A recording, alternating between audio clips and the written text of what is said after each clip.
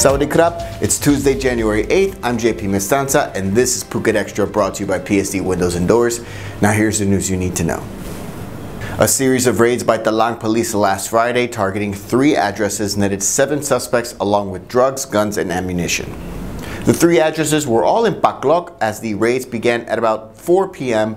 with the first house netting 2 suspects, while the other 5 suspects were arrested in the other 2 houses. Nearly 500 meth tablets, kratom juice, and about 500 grams of kratom leaves were seized along with an illegal firearm. For more on that, visit thephuket.news.com.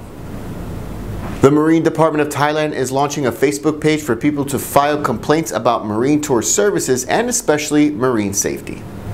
The launch of the webpage, called Notification of Complaints to the Marine Department, it's meant to allow foreign tourists to file complaints instantly with photos, and the language is both in Thai and English, which you can switch back and forth.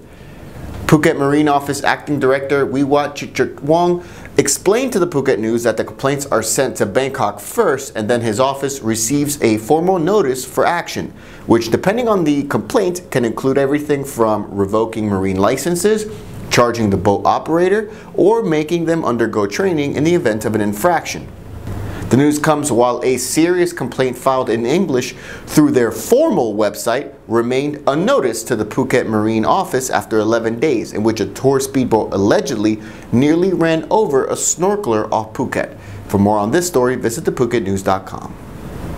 A 12-year-old schoolgirl and a soldier were injured in an explosion in Pattani province this morning, one of just 2 bombings that took place earlier today. The bomb in Pattani exploded near a school at about 7:45 a.m. this morning, and a soldier, Saravut Amamul, was severely injured while a 12-year-old schoolgirl was hurt. They were both rushed to local hospitals. Meanwhile, at 6 a.m., nearly 2 hours before a car bomb was detonated in Songkhla province in the middle of a road. And reports say insurgents in the area hanged a local resident and stole his car, packing it with explosives. 2 soldiers were hurt in that incident. No word on their status. Phuket Extra will be right back after this.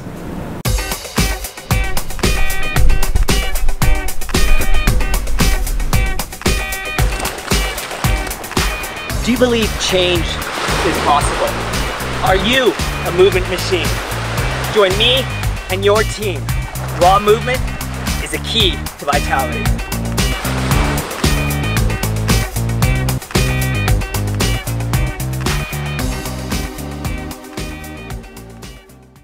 Welcome back to Phuket Extra. The 18-year-old Saudi woman looking to escape her Saudi family is now in the care of the UN Refugee Agency after her story was posted all over social media, forcing Thai authorities to let her out of the hotel in which she barricaded herself. Let's start at the beginning, as Rahaf Mohammed Al-Kunun arrived at Suvarnabhumi Airport over the weekend while on her way to Australia to seek asylum from her family, whom she says would kill her if she's sent back, since they allegedly kept her in a room for 6 months after she cut her hair. Upon deporting in Bangkok, the woman was met by Kuwaiti officials and had her passport allegedly taken from her, and she was escorted to a nearby hotel while diplomats and officials figured out their course of action. While in the hotel room, Angkulun barricaded herself there and began tweeting up a storm telling her story about her fear of going back to the Middle East, which then made the rounds all over social media, and Thai authorities later allowed her to be in the care of the UNHCR, who took up her case and are now petitioning countries to take her in as a refugee. Reports say the woman's asylum claims will take days to assess, but as it stands, activists from both Great Britain and Australia are starting online petitions for Al-Kunun to seek asylum in their respective countries. It's all because Thailand is not a signatory to a UN Convention on Refugees, and asylum seekers are typically deported or they wait years to be resettled in other countries. The latest numbers from last week's 7 Days of Danger road safety campaign show that there are tons of drunk drivers in Thailand, and now officials are starting a new pilot project to deal with the issue and send many of them to rehab for treatment. Drunk driving offenders will be sent to rehabilitation treatment at hospitals under the Public Health Ministry, part of a new project by both the Department of Probation and the Disease Control Department to stem the flow of repeat drunk driving offenders. Drunk driving offenders will also have their license suspended for 6 months, while offenders considered less likely to pose risks will be required to do community service and mandatory traffic courses. The whole project was already in motion before last week's road safety campaign, in which police presence was increased with checkpoints across the country. And they found that drunk driving topped the list of most offenses, with just over 8,700 cases, nearly 90% of all the total cases, especially in Bangkok. And that's it for Phuket Extra, brought to you by PSD Windows and Doors. For safe, secure, and soundproof windows, visit pvcphuket.com. If you're watching us on YouTube, click the subscribe button to check out all of our future videos. And if you're watching us on Facebook, give us a like on the Phuket News page.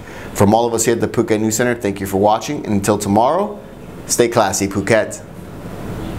Phuket's rapid modernization has made it one of the world's premier holiday destinations. Investors can still buy quality condominiums for as low as $75,000 and luxury properties can go all the way up to 20 million. Condominiums in Phuket are a safe, secure bricks-and-mortar investment offering foreigners freehold ownership. Call or email Thai Residential, Phuket's #1 trusted real estate advisor, to find your perfect Phuket property.